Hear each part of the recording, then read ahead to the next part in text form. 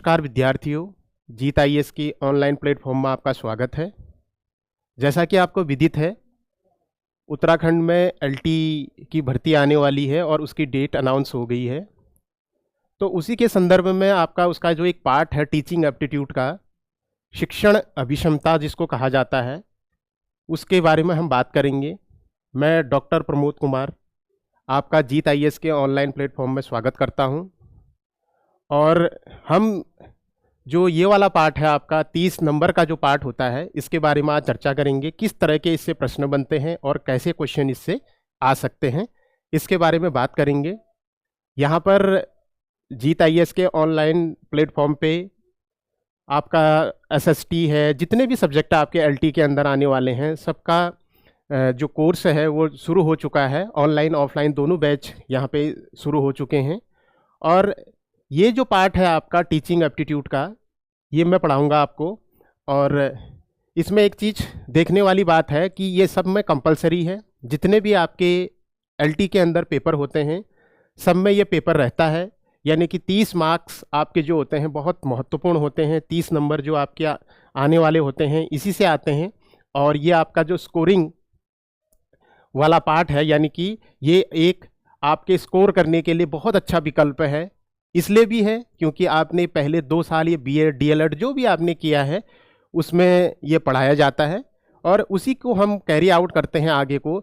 और इसीलिए ये एलटी में भी आपका 30 नंबर का जो ये आपका सेक्शन है, ये आपके लिए बहुत महत्वपूर्ण है और सरल भी है और इसमें अच्छा स्कोर किया जा सकता है। लेकिन बशर्ते आपको जो प्रश्न है, आपका जो कंटेंट है, आपका जो ये वाला पार्ट है, अच्छी तरह से क्या हो, तैयार हो।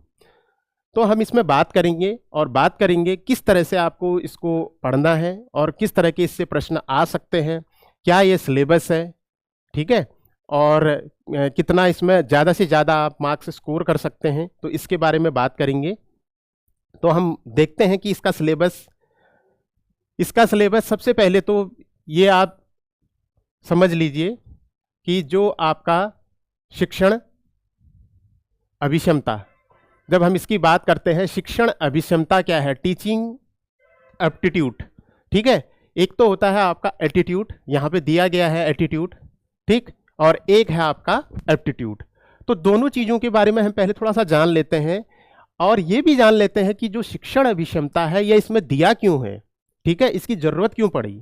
एक्चुअली 2 चीज़ें हैं, एक आपका एटीट्यूड होता है जो यहाँ पे दिया गया है, एक होता है आपका एप्टीट्यूड, ठीक है। इसको बोलते हैं आपका अभिवृत्ति मनोवृत्ति, आपने पढ़ा होगा जब आप बीएड करते थे उस दौरान आपने पढ़ा होगा। और दूसरा है आपका एप्टीट्यूड। देखिए जो आपका एप्टीट्यूड है, एप्टीट्यूड होता है कि किसी के अंदर क्या वो गुण हैं जिस कार्य के लिए वो जा रहा है। जैसे आप एक टीचर बनना चाह रहे हैं, क्या शिक्षक बनने के गुण आपके अंदर मौजूद हैं या नहीं हैं, उनकी जो परख है वो किससे की जाती है, इसी अभिक्षमता से किया जाता है। यानी कि अभिक्षमता होता है कि वह गुण जो किसी भी कार्य को करने के लिए उसके अंदर मौजूद होना चाहिए। जैसे हम कहते हैं ना, किसी के अंदर ये जन्मजात गुण हैं, ठीक है, कोई जो होता है बाय बर्थ टीचर होता है, या ये जो आपका एप्टीट्यूड है यही चेक करता है आपके अंदर क्या आप शिक्षक बनने के लिए तैयार हैं या नहीं है, ये होता है आपका एप्टीट्यूड। दूसरा होता है आपका एटीट्यूड। एटीट्यूड का मतलब होता है आपका मनोवृत्ति, ये मन स्थिति, ठीक है। और मन स्थिति का मतलब है कि आप जो भी कार्य करने जा रहे हैं उस कार्य के प्रति आपकी मन स्थिति क्या है। मन स्थिति अलग अलग हो सकती है, कभी आपकी अच्छी हो सकती है, कभी आपकी बुरी हो सकती है, ठीक है।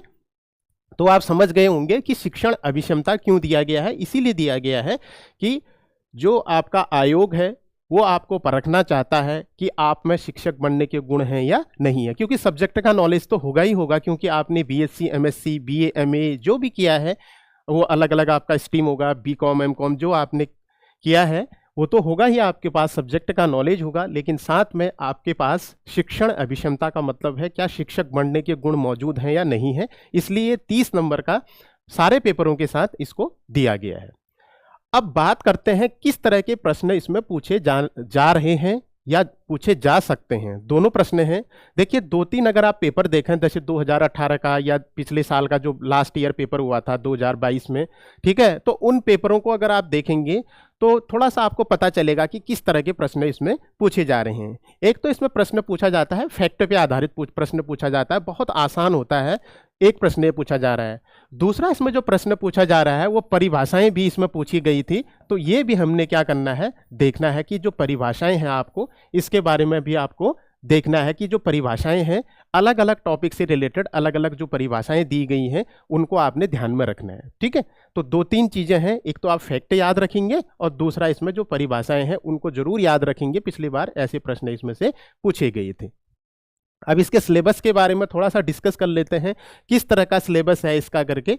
फिर हमारी जो है कंटिन्यू क्लासेज होंगी और तो उस क्लासों में हम टॉपिक वाइज इसको देखेंगे, एक दिन का एक टॉपिक हमारा रहेगा और उस टॉपिक के अनुसार ही हम क्या करेंगे, पढ़ेंगे कि और उसको डिस्कस करेंगे, किस तरह के प्रश्न उसमें पूछे जा सकते हैं, किस प्रकार के प्रश्न उसमें बन सकते हैं, इन प्रश्नों को हम इस यहाँ पे देखेंगे। चलिए, तो सबसे पहले इसमें जो आपका टॉपिक है वो है शिक्षकों में छात्रों के प्रति अभिवृत्ति। देखिए, जो आपका टीचिंग है वो आपका टू वे है, यानी कि शिक्षक और शिक्षार्थी। ठीक है, जो लर्नर है और जो टीचर है उसके बाद उसके बीच क्या रहता है, कनेक्शन रहता है। अब जो शिक्षक का मैंने बताया आपको मन स्थिति है किसके प्रति, बच्चे के प्रति, बालक के प्रति, यानी कि जो आपका क्या है, स्टूडेंट है, जो आपका लर्नर है, लर्नर के प्रति उसकी मन स्थिति कैसी है। तो शिक्षकों में छात्रों के प्रति अभिवृत्ति, यानी कि शिक्षक छात्र में क्या परिवर्तन करना चाह रहा है। ठीक है, और उसके व्यवहार में, देखिए जनरली परिवर्तन का मतलब होता है कि उसका व्यवहार में किस तरह का परिवर्तन वो करना चाह रहा है। इसके लिए वह कौन सी क्या करेगा, विधि प्रयोग करेगा, कौन सी प्रविधि प्रयोग करेगा। ठीक है, क्योंकि व्यवहार में परिवर्तन करने के लिए बहुत सारी आपकी टेक्निक्स हैं, मेथड्स हैं, उनका प्रयोग वो किस तरह से करेगा, क्योंकि टीचर की जो ये किस पे डिपेंड करेगा, टीचर की मन स्थिति पे, टीचर की अभिवृत्ति पे, टीचर के एटीट्यूड पे। ठीक, मैंने आपको दोनों में अंतर समझा दिया है, एप्टीट्यूड और एटीट्यूड। तो एटीट्यूड शिक्षकों में छात्रों के प्रति जो अभिवृत्ति रहेगा उसमें वो उन टेक्निकों का प्रयोग करेगा, उन प्रविधियों का प्रयोग करेगा, विधियों का प्रयोग करेगा, जिससे वो क्या कर सकता है, उनमें परिवर्तन कर सकता है। ठीक है, और इसके अलावा कौन कौन से टूल्स लगाए जाएंगे जिससे क्या है, छात्रों में वो परिवर्तन देखने को मिलेगा। और अगर आप जब प्रश्नों की बात करेंगे तो प्रश्न कितने पूछे गए थे, इसमें जनरली आपका जो प्रश्न पूछा जाता है वो 1 से 2 प्रश्न आपके इसमें पूछे जाते हैं, क्योंकि अगर आप 2-3 पेपर जो पिछली बार हुए हैं 18 से लेके जो 22 तक आपके 3 पेपर जो हुए थे, क्योंकि 2 शिफ्टों में पेपर हुआ था लास्ट टाइम, तो उन पेपरों को देखेंगे तो किसी में आपका 1 क्वेश्चन पूछा गया है, किसी में आपके 2 क्वेश्चन इससे पूछे गए होंगे। आपको समझ में आ गया होगा कि जो हमारा किसके प्रति, जो आपके क्या है बच्चे हैं, लर्नर हैं, उनके प्रति जो है हमारी जो अभिवृत्ति रहेगी वो किस प्रकार रहेगी। तो इसमें हम इस तरीके से इसको पढ़ेंगे। दूसरा है इसमें जो आपका टॉपिक है सामाजिक परिपक्वता, सोशल मैच्योरिटी इसको कहा जाता है। देखिए, ये जनरली आपका सोशलाइजेशन से जुड़ा हुआ है। सोशलाइजेशन आपका इसका मतलब है कि हम क्या है, सोशलाइजेशन का मतलब हम धीरे धीरे जो समाज की गतिविधियां हैं, समाज में जो आपकी जो भी आपके चीज़ें होती हैं उनको हम धीरे धीरे कैसे सीखते हैं। देखिए, बच्चा जो होता है जिसमें जन्म लेता है उस समय उसको सारी चीज़ें पता नहीं होती हैं, लेकिन वो धीरे धीरे करके क्या करता है, समाज की, चाहे आपके धार्मिक हो, जाति से संबंधित हो, समाज से संबंधित हो, सभी चीज़ों को क्या करता है, सीखता है। तो इसको हम देखेंगे कि सामाजिक परिपक्वता कैसे आती है। धीरे धीरे आप देखेंगे उम्र के साथ साथ उसमें वो सामाजिक गुण भी क्या होने चाहिए, विकसित होने चाहिए। ये सोशलाइजेशन से जुड़ा हुआ है। तो इसमें हम विभिन्न सिद्धांत पढ़ेंगे, जैसे आपका इसमें कूले का है, ठीक है, मीट का है, दुर्खीम का है। ठीक है, ये सिद्धांत हम इसमें पढ़ेंगे, कूले, मीट, दुर्खीम। तो इन सिद्धांतों को भी इसमें हमारे द्वारा क्या किया जाएगा, पढ़ा जाएगा सामाजिक परिपक्वता में, सोशल मैच्योरिटी में। इसमें से भी आपका क्या होता है, 1 या 2 क्वेश्चन आपसे पूछे जाते हैं। ठीक है, 1-2 क्वेश्चन इसमें से पूछे जाते हैं। इसके बाद आपका जो अगला टॉपिक है वो है शिक्षा के प्रति अभिवृत्ति, एटीट्यूड टुवर्ड्स एजुकेशन। देखिए, एजुकेशन के प्रति जो है अभिवृत्ति कैसी रहेगी, जैसे हमारा कोई विषय वस्तु हम जो है पढ़ा रहे हैं बच्चों को, तो उसके प्रति हमारा एटीट्यूड कैसा है, शिक्षा के प्रति हमारा तो है ही है।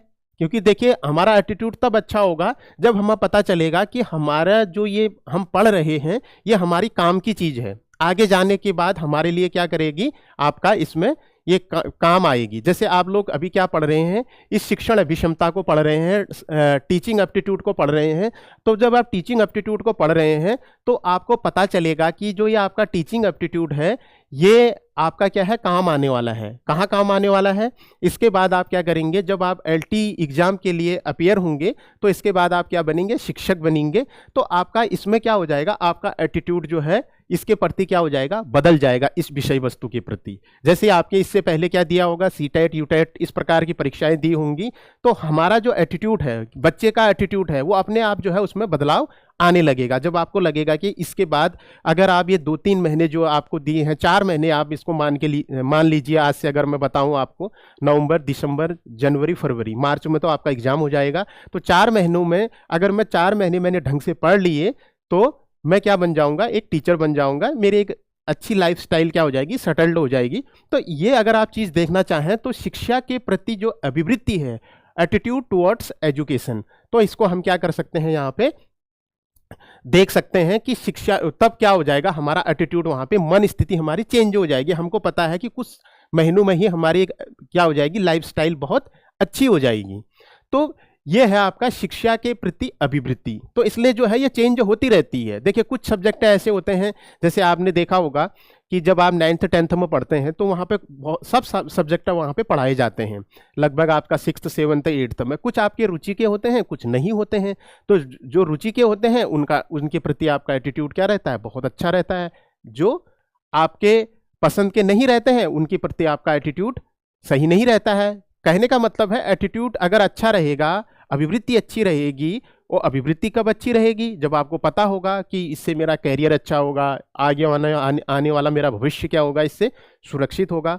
तो आप इसको देखेंगे। तो शिक्षा के प्रति अभिवृत्ति की जब बात करेंगे तो ये आपको समझ में आ गया होगा। तो इस तरीके से हम इसमें इसको पढ़ेंगे बाद में टॉपिक वाइज, तो वो कैसा रहेगा, ठीक है। तो आपकी मन स्थिति जो होगी परिवर्तित हो जाएगी। इससे भी आपका क्या आता है, 1 या 2 नंबर का इससे क्या आता है, क्वेश्चन आता है। देखिए 1-1 2-2 नंबर के क्वेश्चन इससे, देखिए इसलिए मैं 1 या 2 इसलिए लिख रहा हूं, कभी इसमें से 2 क्वेश्चन आए हैं, कभी इसमें से क्या आया है, 1 क्वेश्चन आपका पूछा गया है, ठीक है।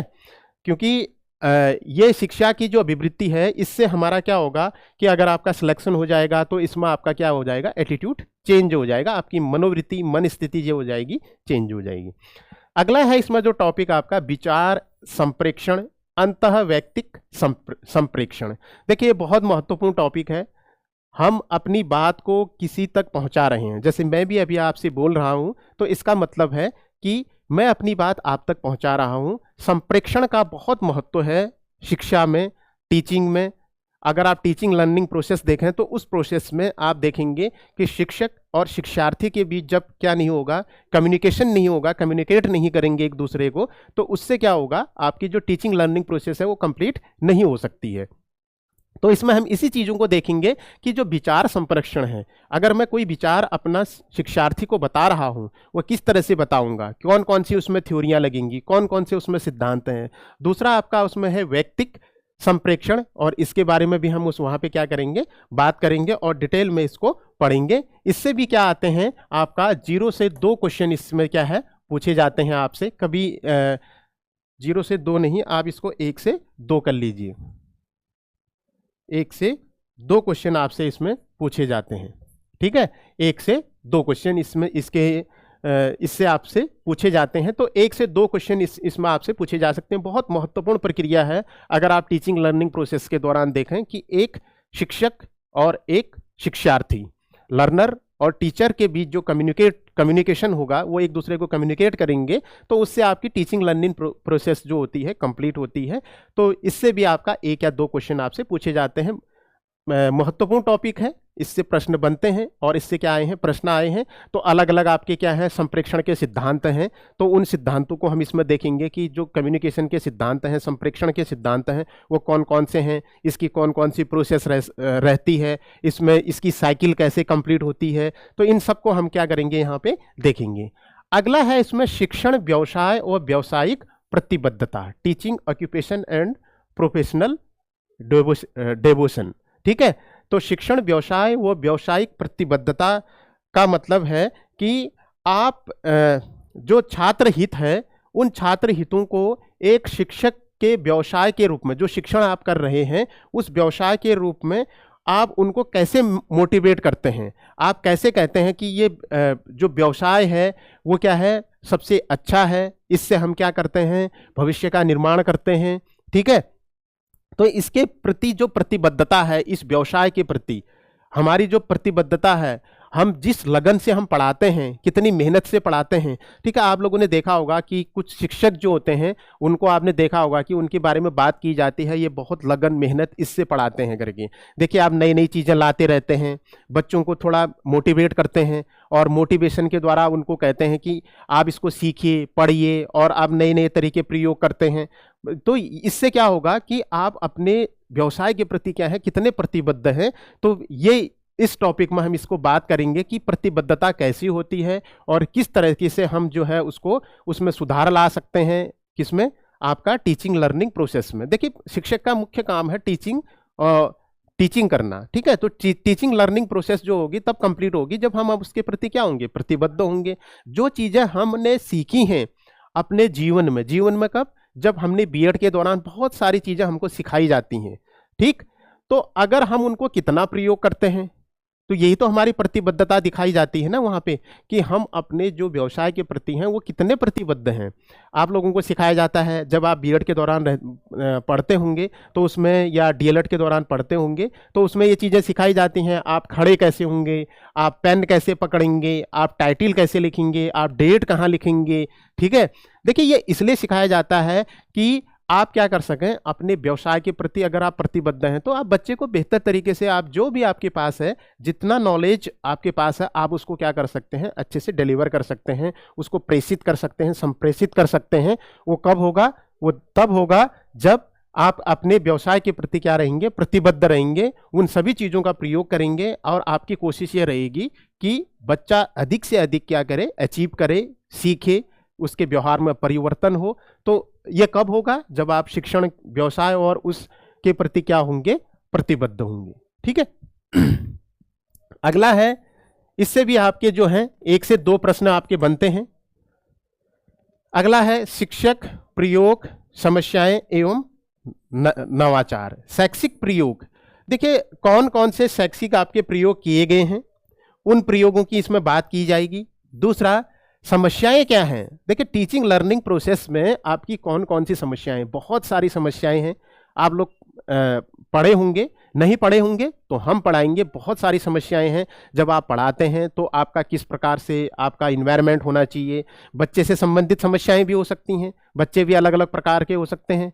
भाषा से संबंधित समस्याएं हो सकती हैं, अलग अलग लैंग्वेज आप पढ़ते हैं। जैसे आपका कोई हिंदी लैंग्वेज वाला टीचर है, जैसे जनरली होता क्या है कि जगह उत्तराखंड की बात करें कि आप इंग्लिश के टीचर हैं, तो अगर आप पहाड़ों में जाएंगे तो वहाँ बच्चे जो है इतनी अच्छी, जो छोटे बच्चे हैं बहुत अच्छी हिंदी नहीं बोल पाते हैं, तो इंग्लिश सिखाना उनके लिए बहुत बड़ा टास्क होता है। तो उसको कैसे सिखाएंगे, तो वो भी एक क्या है, समस्याएं हैं। तो फिर उसके बाद क्या करेंगे, आप नवाचार लाएंगे। अगर आपको समस्याएं दिखती हैं, जैसे समस्याएं किसी के साथ भी हो सकती हैं। ठीक है, जब आप टीचर पढ़ाता है तो टीचिंग लर्निंग प्रोसेस में कौन कौन सी समस्याएं आती हैं, तो वातावरण से संबंधित हो सकती हैं, सिलेबस से संबंधित हो सकती हैं आपकी। ठीक है, और इसके अलावा लैंग्वेज से संबंधित हो सकती हैं और इंफ्रास्ट्रक्चर से संबंधित हो सकती हैं, जो वहाँ की अवसंरचना है। तो कई बार ऐसी प्रॉब्लम आती हैं, जैसे आप लोगों ने पहले सुना होगा कि बहुत सारी छात्राएं ऐसी हैं जिनमें क्या है, आपके गर्ल्स टॉयलेट नहीं होने के कारण उन्होंने विद्यालय आना क्या कर दिया, छोड़ दिया। तो ये जितनी भी समस्याएं हैं, इन समस्याओं में के बाद हम क्या करेंगे, नवाचार की बात करेंगे कि जो हमारे जो नवाचार हैं, यानी कि इन समस्याओं को हम सॉर्ट आउट कैसे कर सकते हैं। तो इसके लिए हम क्या है, कौन सी तकनीक प्रयोग कर सकते हैं। ठीक है, तकनीक कौन सी रहेगी हमारी, कौन सा हम मेथड प्रयोग कर सकते हैं, कोई नई टेक्नोलॉजी हम यूज कर सकते हैं जिससे क्या हो जाए, ये समस्या ही अपने आप क्या हो जाए, खत्म हो जाए।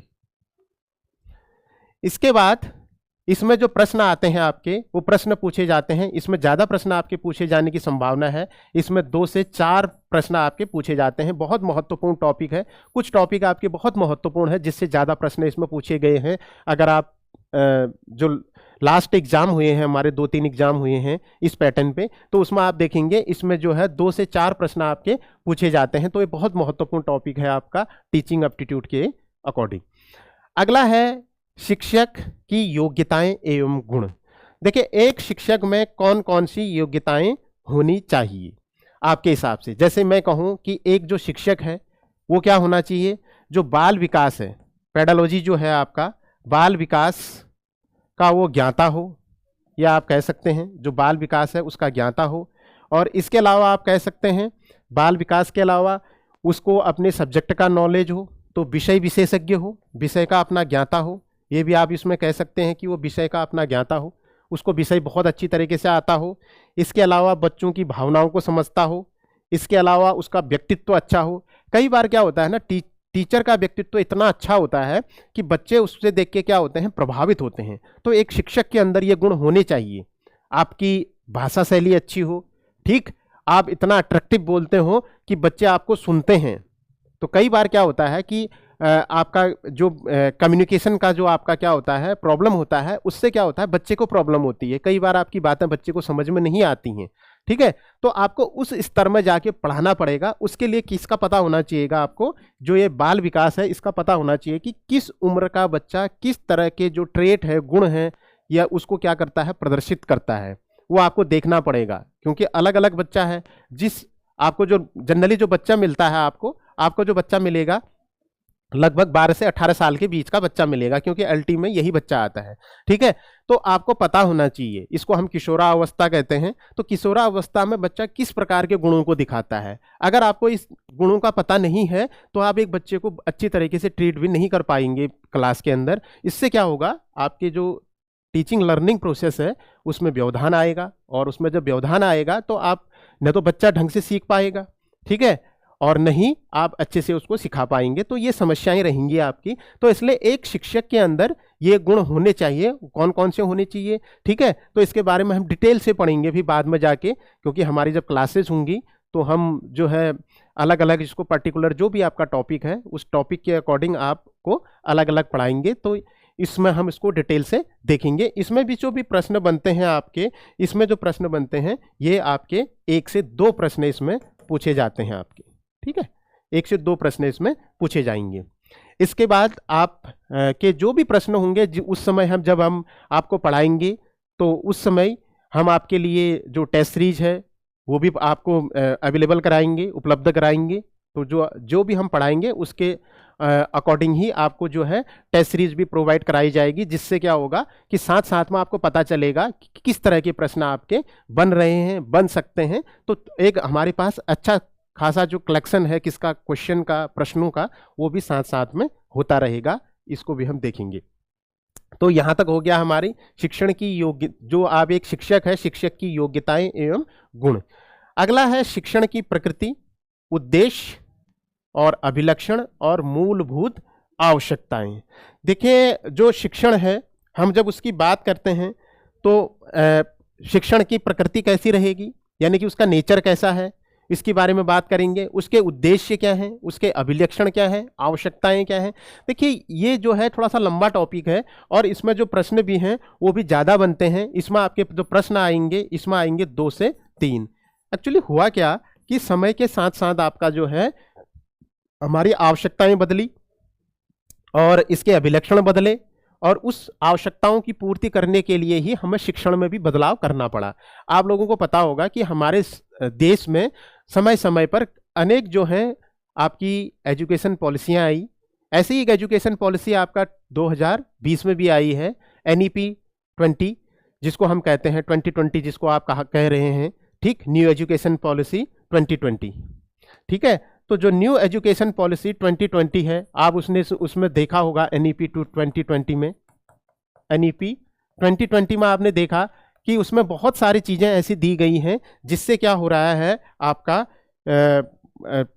जो समय है, समय के साथ उसकी आवश्यकताओं की पूर्ति हो सकती है। जैसे आपने देखा होगा, जैसे आप ग्रेजुएशन में जाते हैं, जैसे BA की बात मैं करूं या BSc BCom जिसकी भी बात कर लें आपका ग्रेजुएशन लेवल पे, तो ये इसमें आपने देखा होगा कि BSc BCom, इसमें आप लोगों को एक चीज़ पता होगी। इसमें जैसे हम फर्स्ट ईयर में अगर कभी पहले जब एडमिशन लेते थे उसके बाद छोड़ देते थे तो उसका कोई महत्व नहीं रह जाता था। तो आपको आजकल कहा जा रहा है कि अगर आप फर्स्ट ईयर के बाद अगर क्या छोड़ेंगे, कॉलेज छोड़ेंगे तो आपको क्या दिया जाएगा, सर्टिफिकेट दिया जाएगा, प्रमाण पत्र दिया जाएगा, ठीक है, सर्टिफिकेट दिया जाएगा, प्रमाण पत्र। अगर आप सेकंड ईयर में छोड़ेंगे तो आपको क्या दिया जाएगा, डिप्लोमा दिया जाएगा, ठीक है, डिप्लोमा दिया जाएगा। और 3 साल में तो दिया ही जाता है, वो पहले भी दी जाती थी, तो क्या दी जाएगी, डिग्री दी जाएगी।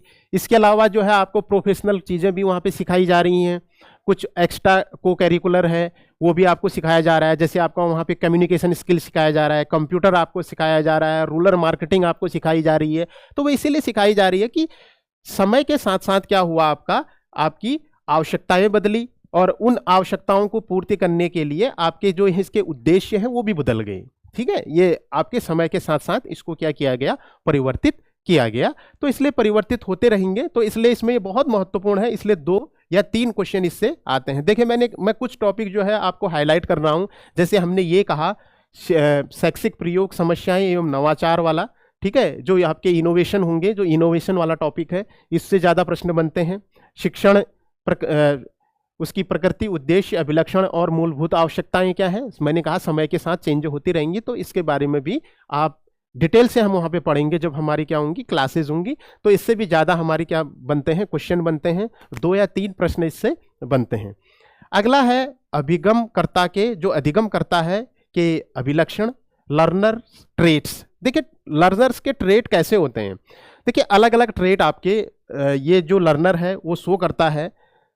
कैसे शो करता है, जैसे अब देखिए ये तो आपका आईक्यू लेवल पे डिपेंड करता है। कोई बच्चा स्लो लर्नर होता है, कोई बच्चा फास्ट लर्नर होता है, जिसको आप क्या कह देते हैं, आप कह देते हैं कि ये क्या है, आपका जो औसत से नीचे का बालक है, औसत से ऊपर का बालक है। जैसे आप आईक्यू लेवल डिसाइड करते हैं जहाँ पे, वहाँ पे ये बात होती है कि जब आप बताते हैं कि जैसे जनरली आपका क्या होता है 90 से लेके 110 तक जिसका आईक्यू लेवल होता है वो सामान्य बालक होता है, ठीक है। और सामान्य से ऊपर वाले बालक के लिए अलग अलग नाम है, जैसे आपका प्रतिभाशाली बालक, प्रखर बालक, अलग अलग बालकों के नाम है जो बहुत अच्छा क्या है सीखते हैं।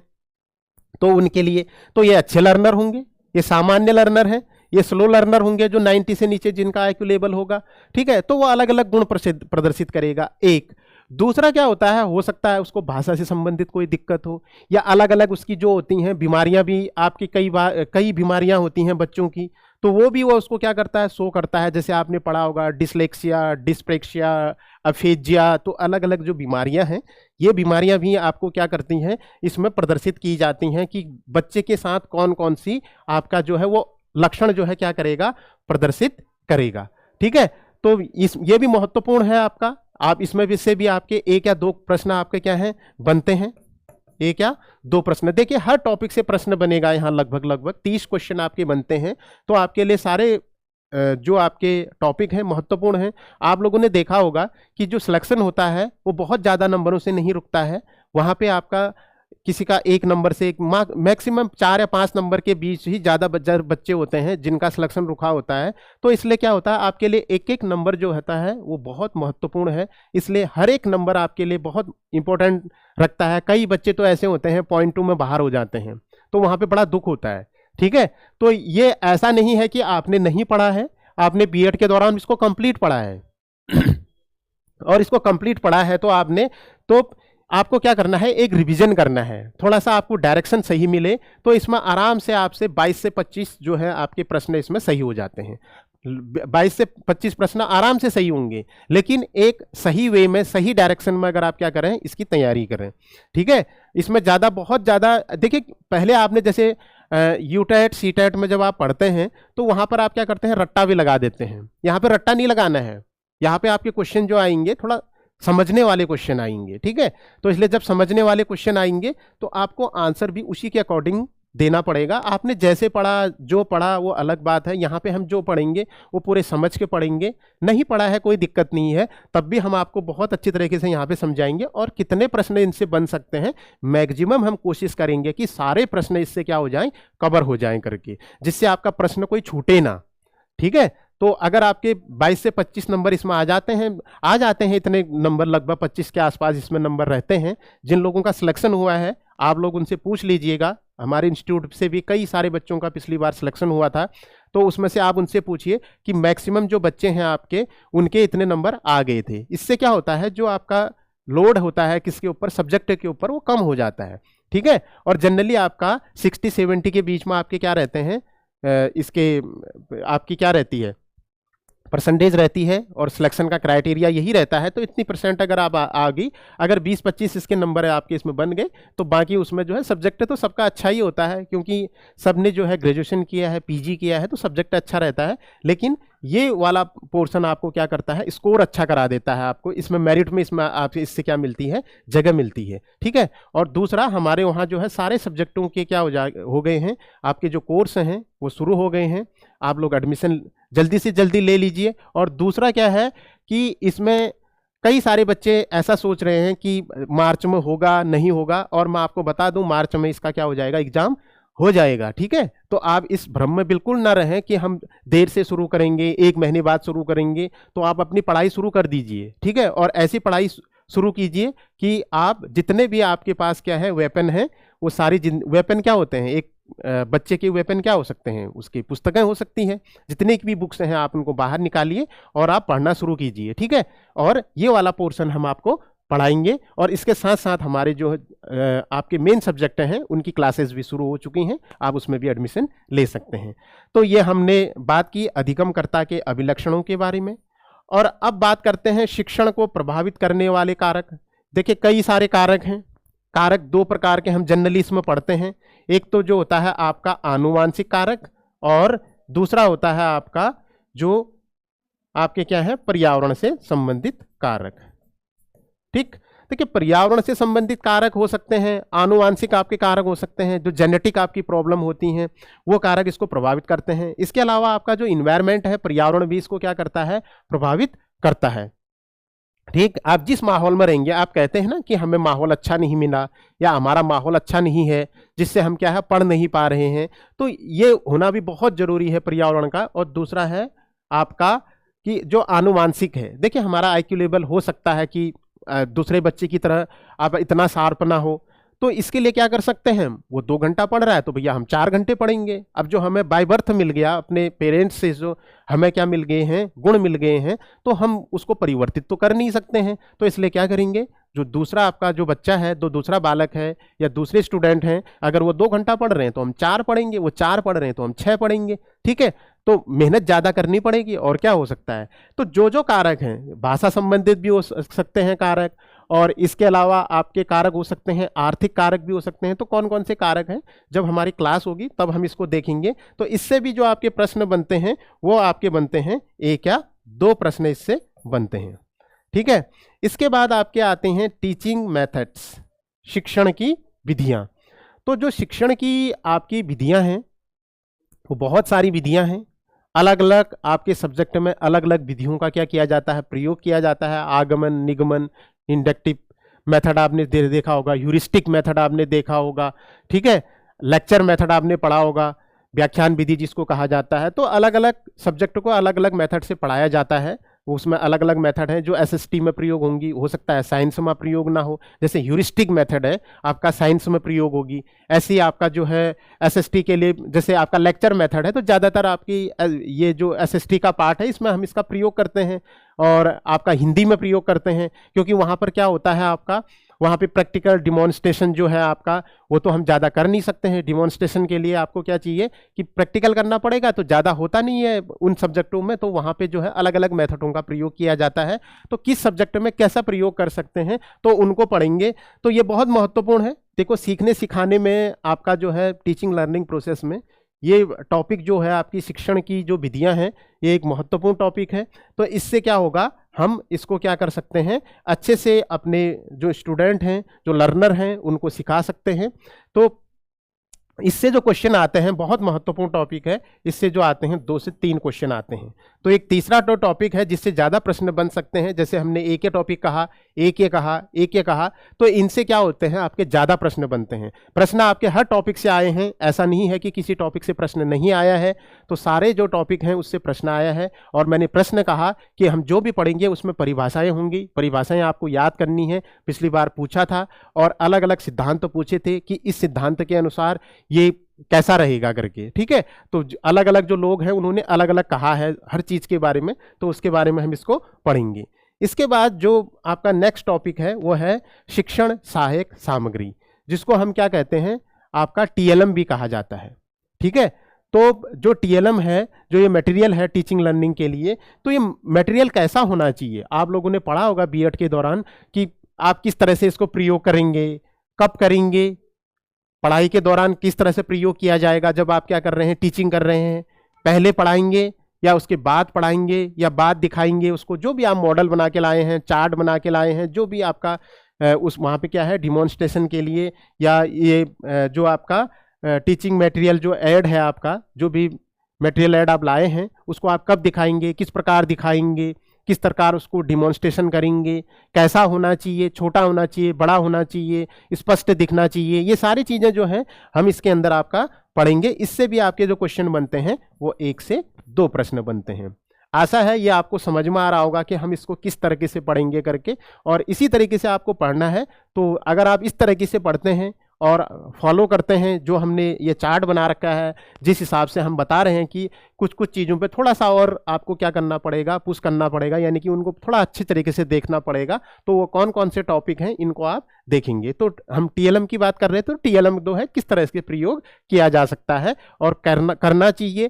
ठीक, ये क्या है आपको बताया जाता है कि आप किससे उससे संबंधित होना चाहिए, अच्छा होना चाहिए, बच्चों को स्पष्ट रूप से दिखाई देना चाहिए, ये सारी चीजें जो हैं इसके अंदर हैं। तो ये हो गया आपका शिक्षण सहायक सामग्री, टीचिंग मटेरियल, जो आपका क्या है ऐड है।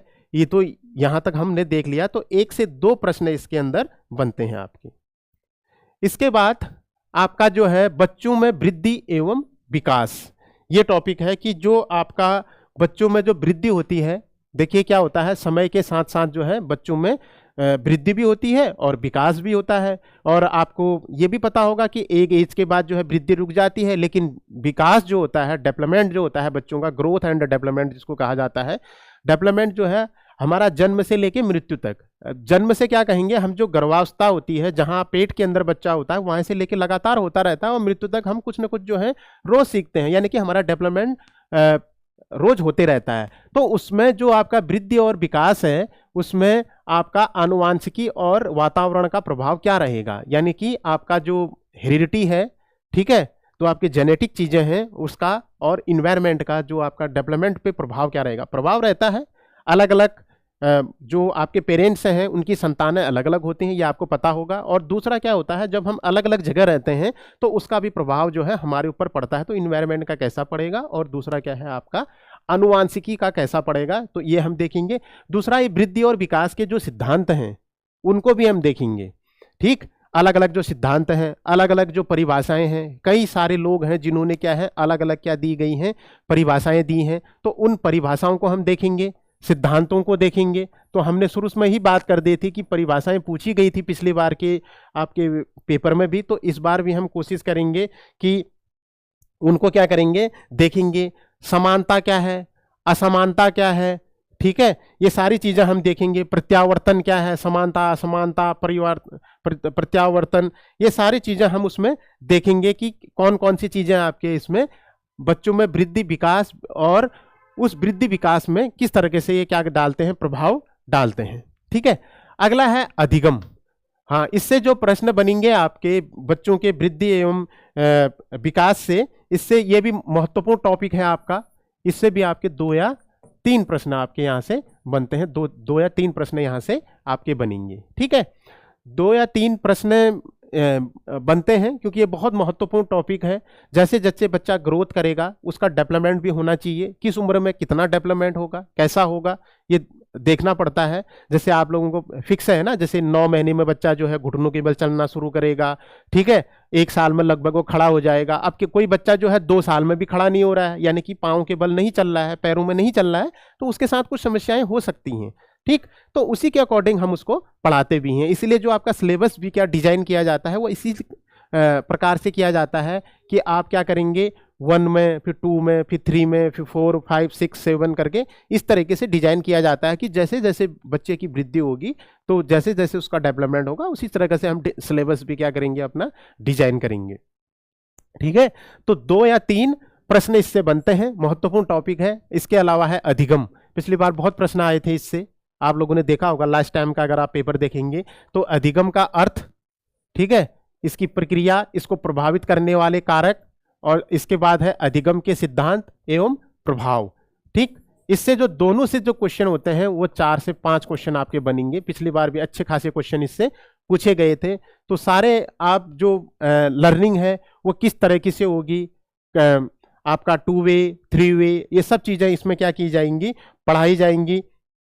इसकी जो इसको प्रभावित करने वाले कारक हैं, जब हम सीखते हैं तो इसमें कई सारे कारक आ जाते हैं, आनुवांशिक भी आते हैं, आपके हेरिडिटी, जिसको हम हेरिडिटी कहते हैं, और इसके अलावा आपके क्या आते हैं, पर्यावरणीय कारक भी आते हैं, आर्थिक कारक भी है। आर्थिक कारक भी बहुत महत्वपूर्ण है। जैसे कि आप लोगों को पता होगा कि वर्तमान समय में जो आपकी आर्थिक अगर स्थिति अच्छी नहीं है तो उससे क्या होता है, हमारा इम्पैक्ट किस पे पड़ता है, हमारी किस पे पड़ता है, आपका अधिगम पर भी पड़ता है। ठीक है, पारिवारिक स्थिति आपकी अच्छी होनी चाहिए। पारिवारिक का स्थिति का अच्छा है कि मतलब आपका परिवार का वातावरण क्या हो, अच्छा हो।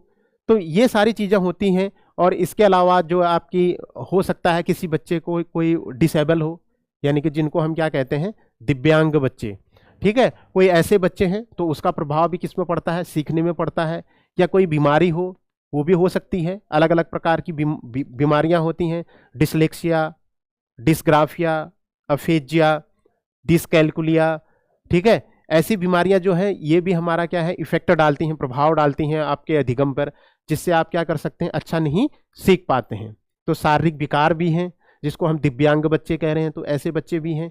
तो उन सब का प्रभाव हम इसमें देखेंगे। इसके सिद्धांत देखेंगे कि कौन कौन से इसके सिद्धांत हैं, इन सिद्धांतों का क्या प्रभाव है, ये भी हम इसमें पढ़ेंगे। आपका किसमें, अधिगम का अर्थ। और ये अधिगम वाला जो 2 टॉपिक हैं, इससे मैंने बता दिया आपका 4 से 5 प्रश्न बनते हैं।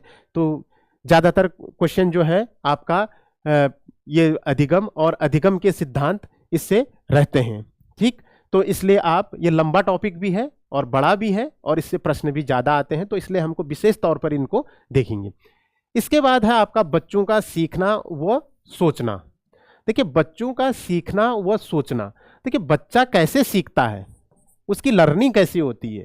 देखिए, जिस हिसाब से उसका क्या होगा, डेवलपमेंट होगा, उस हिसाब से बच्चा धीरे धीरे धीरे क्या करेगा, सीखेगा। और बच्चा सोचता कैसे है, ठीक है, तो बच्चे के अंदर जो है एक क्रिएटिव थिंकिंग आप कैसे क्या कर सकते हो, डेवलप कर सकते हो। इसकी बात हम इसके अंदर करेंगे कि बच्चा कैसे सीखेगा और बच्चा क्या है, किस प्रकार से सोचेगा, इसको हम क्या करेंगे, इसके अंदर देखेंगे। देखिए, हम बच्चे के सोच को कैसे डेवलप कर सकते हैं, यानी कि उसको हम कैसे डेवलप कर सकते हैं, इसके लिए हम कौन सा मेथड प्रयोग कर सकते हैं, इसके लिए हम कौन सी टेक्निक प्रयोग कर सकते हैं, जिससे हम बच्चे के अंदर क्या है, उसकी सोच को विकसित करें। देखिए, रटाना नहीं है बच्चे को। मैक्सिमम बच्चे क्या हो जाते हैं, रट लेते हैं। जैसे जनरली आपने कहा ए फॉर एप्पल, तो ए फॉर एप्पल आपने उससे कहा, तो इसका मतलब है कि उसको पता होना चाहिए कि एप्पल ऐसा होता है, उसका टेस्ट ऐसा होता है, उसका कलर ऐसा होता है, वो दिखने का ऐसा होता है, वो कहाँ पाया जाता है। तो बच्चा ये सोचे। तो इसके सोच को विकसित करने के लिए हमको क्या करना पड़ेगा, उस टेक्निक्स का, उन मेथडों का क्या करना पड़ेगा, आपको प्रयोग करना पड़ेगा। एक, ठीक है। इसके बाद है आपका, इससे जो प्रश्न बनेंगे, इससे बनते हैं आपके 1 से 2 प्रश्न आपके बन सकते हैं। इसमें आपका अभिप्रेरणा एवं अधिगम पर इसका प्रभाव। देखिए, जो आपका मोटिवेशन है, ठीक है, तो हम किसी को अगर मोटिवेट करें तो मोटिवेट करने से बड़ा सा बड़ा काम जो है आसानी से हो सकता है। तो ऐसा ही आपका अधिगम भी है। आप जनरली आप इसको ऐसे देख लीजिए, जैसे आप क्या दे रहे हैं, एलटी की परीक्षा दे रहे हैं। आप एलटी की परीक्षा जब आप दे रहे हैं तो एलटी की परीक्षा आपके लिए क्या कर रही है, मोटिवेशन का काम कर रही है। आपको पता है, अगर हमने ये 3-4-5 महीने जो हैं अच्छे से पढ़ाई की, तो हमारा जो आगे का फ्यूचर है वो क्या हो जाएगा, बहुत अच्छा हो जाएगा। हम अपने जीवन जो है आराम से जी सकते हैं। 50-60 हज़ार रुपये में एक आरामदायक, अच्छी, रिस्पेक्टेबल आप लाइफ जी सकते हैं। ठीक है, 50-1 हज़ार रुपये इतनी नीड होती है एक सामान्य व्यक्ति की। 50 हज़ार रुपये आपकी सैलरी कम से कम होनी चाहिए, ठीक है, आज की डेट में। और आपको पता है कि अगर ये हो गया, क्या हो गया, कि अगर मेरा सिलेक्शन एलटी में हो गया, तो उसके बाद क्या होगा कि ये मेरे लिए क्या करेगी, मोटिवेशन का काम करेगी और मेरा फ्यूचर क्या हो जाएगा, बहुत सिक्योर हो जाएगा। तो इसके लिए ये आपको क्या किसका काम कर रही है, ये आपका मोटिवेशन का काम कर रही है। और टीचिंग लर्निंग प्रोसेस में ये बहुत महत्वपूर्ण है। आप लोगों ने एक मैं आपको उदाहरण देता हूँ, जब आप पढ़ते होंगे कई बार क्या होता है, हम अपनी परीक्षा देते हैं तो एग्जाम के टाइम आप देखते होंगे, परीक्षा के समय आप जब पढ़ाई करते हैं तो उसके एक दो रात पहले आप देखना कि आपको कितना याद हो जाता है उस समय। क्यों याद हो जाता है कि आप मोटिवेट रहते हैं, कल मेरा क्या होगा, एग्जाम होगा, वो आपको मोटिवेट करती है। तो मोटिवेट आपका इंटरनल भी होता है, एक्सटर्नल भी होता है, ठीक है। आंतरिक रूप से जब आप क्या होंगे, मोटिवेट होंगे, तो ये ज़्यादा बड़ी चीज़ होती है। कई बार क्या होता है ना, कई चीज़ें जैसे आप लोगों ने देखा होगा, किसी की फाइनेंशियल कंडीशन बहुत अच्छी नहीं होती है, तो आप लोग देखते होंगे आपके आस पास के लोग जो होते हैं वो बहुत ज़्यादा, अगर आजकल तो क्या है, शो ऑफ का ज़माना है, बाजारवाद है मार्केट के अंदर, तो मार्केटिज्म आपका आसपास जो है बहुत फैल गया है। जैसे आप देखेंगे त्योहारों का टाइम चल रहा है, तो त्योहारों के समय में जो है आप लोगों ने देखा होगा, जिनके पास पैसे होते हैं, जैसे आप गाड़ियाँ निकाल रहे हैं, दूसरी चीज़ें कर रहे हैं, ठीक है, खूब सारी आपकी मिठाइयाँ आ रही हैं, तो ये चीज़ें क्या होती हैं, अंदर से हर्ट करती हैं, क्योंकि मेरे पास नहीं है इसलिए मैं इसका प्रयोग नहीं कर सकता हूं। तो इसके लिए क्या होता है, ये आपको आंतरिक रूप से क्या करती है, मोटिवेट करती है। ये आपको ज़्यादा सीखने के लिए प्रेरित करती है कि मैं ज़्यादा सीखूं और जिससे मेरा सिलेक्शन हो, और मैं भी अपनी जो आवश्यकताएं हैं और जो मेरी इच्छाएं हैं, मैं उनकी क्या करूं, पूर्ति करूं। तो ये क्या करता है, आपका मोटिवेट करता है। तो इसलिए आप क्या करेंगे, ज़्यादा सीखेंगे, ज़्यादा पढ़ेंगे। आप 4 की बजाय 6 पढ़ेंगे, 6 की बड़ा 8 पढ़ेंगे, बढ़ाते जाएंगे अपनी पढ़ाई को, जिससे क्या हो, आप ज़्यादा से ज़्यादा आप सीख सकते हैं, ठीक है। और इसका प्रभाव किस पे पड़ता है, आपका अधिगम पे पड़ता है, लर्निंग पे पड़ता है, कि आप जल्दी जल्दी क्या करते हैं, लर्निंग करते हैं। इसके बाद है आपका व्यक्तिगत विभेद, इंडिविजुअल डिफरेंसेज, ठीक है। तो इंडिविजुअल डिफरेंसेज, दो सगी बहनें भी एक जैसी नहीं होती हैं, इसलिए दो लोग एक जैसा नहीं सीख सकते हैं। इसलिए आप जब भी कक्षा में पढ़ाएंगे तो दो बच्चों की तुलना नहीं हो सकती है। हर बच्चा अपने आप में क्या है, स्पेशल है, विशिष्ट है, ठीक है। तो इसलिए जब हर बच्चा विशिष्ट है तो उसके गुण भी क्या होंगे, विशिष्ट होंगे। इसलिए दो बच्चे एक जैसा नहीं हो सकते हैं, नहीं वो आपके शारीरिक रूप से होंगे, नहीं वो क्या होंगे, बौद्धिक रूप से होंगे, इसलिए वो एक जैसा नहीं सीख सकते हैं। इसको आपको स्वीकार करना पड़ेगा। तो ये क्या करता है, आपका लर्निंग प्रोसेस में आपका क्या करता है, प्रभाव डालता है। और जहां तक ये अभिप्रेरणा के प्रश्नों की बात है, इससे भी आपके एक से क्या आते हैं, दो प्रश्न आपसे क्या है, पूछे जाते हैं, ठीक। और ये आपका 1 से 2 प्रश्न आपके व्यक्तिगत विभेद से भी पूछे जाते हैं, ठीक है। व्यक्तिगत विभिन्नता कई तरीके से हो सकती है, शारीरिक भी हो सकती है, मानसिक भी हो सकती है, इसके अलावा भाषा के आधार पर भी हो सकती है, क्षेत्र के आधार पर भी हो सकती है। तो आपका व्यक्ति जो होगा, अलग अलग क्षेत्र विशेष का अलग अलग होगा, चाहे वो भाषा के आधार पर हो, चाहे वो आर्थिक आधार पर हो, चाहे आपका क्या होगा, भाषा के आधार पर हो, चाहे आपका मेंटली हो, ठीक है, यानी कि बौद्धिक स्तर पर उनमें देखने को मिलेगा कि वो दोनों क्या है, अलग अलग हैं। ऐसा ही आपको देखने को मिलेगा कि अगर वो क्या है, आपका सीखने में उसका जो की प्रोसेस है, यानी कि सीखने वो कितनी जल्दी सीखता है, इसमें भी आपको अंतर देखने को मिलेगा, क्योंकि ये व्यक्तिगत विभिन्नता है, इसको स्वीकार करना पड़ेगा, ठीक। इसके बाद है आपका व्यक्तित्व, इससे भी प्रश्न बनते हैं। व्यक्तित्व लंबा टॉपिक है, इससे जो आपके प्रश्न बनेंगे वो बनेंगे आपके 2 से 3 प्रश्न, ठीक है। 2 से 3 प्रश्न इसमें बनते हैं। 2 से 3 प्रश्नों में आपके जो है, इसमें आपसे पूछा जाएगा व्यक्तित्व किसे कहते हैं, व्यक्तित्व की अलग अलग परिभाषाएं क्या हैं। कई सारे टेस्ट हैं इसके, CAT, TAT आपने देखा होगा, ठीक है, टेट, कैट, इस टाइप के जो आपके क्या है परीक्षण है, ये पूछे जाएंगे। अलग अलग वर्गीकरण किया है, गोलमैन का वर्गीकरण क्या है, पिछली बार पूछा था, आलपोर्ट का वर्गीकरण क्या है, तो ये वर्गीकरण भी आपको देखना पड़ेगा, ठीक है। ये महत्वपूर्ण टॉपिक है और 2 से 3 प्रश्न इससे बनते हैं, किससे, व्यक्तित्व से, ठीक है। तो इसलिए आप इसको डिटेल में देखेंगे, इसमें सारे सिद्धांत जितने हैं, सारे टेस्ट जितने हैं, जिससे हम क्या करते हैं, किसी के व्यक्तित्व को टेस्ट करते हैं, ठीक। इसके अलावा आपका बुद्धि की बात करेंगे, और अलग अलग इंटेलिजेंस की जो अलग अलग क्या है थ्योरियां हैं, 1 फैक्टर, 2 फैक्टर, मल्टीपल फैक्टर, ठीक है, बहुकारक सिद्धांत, एक कारक सिद्धांत, द्विकारक सिद्धांत, स्पेयरमैन का, ठीक है। तो इस तरीके से हम इसको पढ़ेंगे। और इसके अलावा अलग अलग आपका क्रिस्टल फील्ड थ्योरी है, ये भी हम देखेंगे, हिरार्की थ्योरी है, ठीक, त्रियक सिद्धांत है। ये जितने भी सिद्धांत हैं आपके 12-14 सिद्धांत हैं, इन सिद्धांतों को हमको देखना पड़ेगा, ठीक। इससे प्रश्न पूछा जा सकता है, बाकी बहुत डिटेल में ना पढ़े, लेकिन क्या है, 1-2 लाइन आपको पढ़नी पड़ेगी। जो आपका यूनिफैक्टर है, ठीक, उसके बाद 2 फैक्टर है, उसके बाद मल्टी फैक्टर है। तो ये सारी चीज़ें हमको देखनी पड़ेंगी। बहुत ज़्यादा ना देखा, लेकिन किसने दिया है और इसकी मेन थीम क्या है, यह कम से कम इतना हमको आपको देखना पड़ेगा। जब हम क्लास लेंगे, थोड़ी लंबी क्लास होती है इसकी, क्योंकि बड़ा बड़ा टॉपिक है। इसके बाद हम अपना आईक्यू देखते हैं, आईक्यू लेवल देखते हैं, उसके हिसाब से हम डिसाइड करते हैं कि कौन सा बच्चा कहाँ पे आएगा करके, ठीक है। उसमें बच्चों की अलग अलग क्या बन जाता है, कैटेगरी बन जाती है, यानी कि आपका वर्गीकरण अलग अलग हो जाता है कि कहाँ पर कौन सा बच्चा आएगा। तो आईक्यू लेवल के हिसाब से उससे डिसाइड हो जाता है पहले तो। उसके बाद हम निकालेंगे कि ये इसकी बुद्धि लब्धि कितनी आएगी, आईक्यू लेवल कितना आएगा, तो यह हम इसमें डिसाइड करेंगे। इससे भी आपके प्रश्न बनते हैं, 2 से 3 प्रश्न आपके प्रश्न इसमें बन जाते हैं, ठीक है। इसके बाद है आपका विशेष आवश्यकता वाले जो अधिगम करता है, लर्नर ऑफ स्पेसिफिक नीड, ठीक है। कुछ बच्चे ऐसे होते हैं, उनको विशेष आवश्यकताएं होती हैं। आप लोगों को पढ़ा होगा, जो डिसेबल बच्चा होगा उसको विशेष आवश्यकता पड़ेगी सीखने में। सामान्य बच्चा जो होगा वो तो सीख लेगा, ठीक है। कुछ बच्चे ऐसे हैं उनको विशेष आवश्यकता पड़ती है, तो उनके बारे में हम इसमें पढ़ेंगे। 1 या 2 प्रश्न इससे बनते हैं आपके। इसके बाद है आपका अधिगम में कौन सी कठिनाइयां हैं भैया, या आपको पता होना चाहिए कि जब पढ़ने के दौरान कौन कौन सी आपकी समस्याएं आ सकती हैं, कौन सी डिफिकल्टीज हैं, प्रॉब्लम हैं, वो आपको फेस करनी पड़ती हैं आपको लर्निंग टीचिंग लर्निंग प्रोसेस में। इसके बाद अधिगम के पठार हैं। पठार मतलब होता है जैसे बीच बीच में जो होता है कि आपका क्या हो जाता है, स्थिरता आ जाती है। जैसे आपने कहा 4 महीने पढ़ा, 4 महीने के बाद आप जो है स्थिर हो गई, फिर आपने कहा 4 महीने आपने पढ़ाई नहीं की, ठीक है। तो इस प्रकार के ये पठार और क्या आ जाता है, आपका गैप आ जाता है कई बार जो है।